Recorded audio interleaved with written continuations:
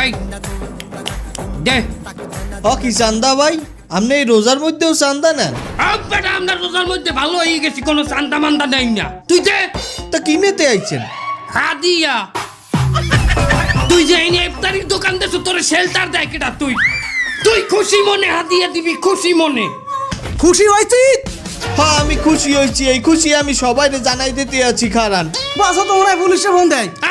তোর police police হাজার police, সকল পুলিশের মরণে স্মরণে আর স্মরণে। তুই কে এনে চান্দা নিতে আইছ? আস্তাগফিরুল্লাহ স্যার, রমজান মাসে আমরা এই সমস্ত চান্দা মান্দা নেই না স্যার। তাই এনে আইছো কি করতে? জাকাত নিতে আসছি।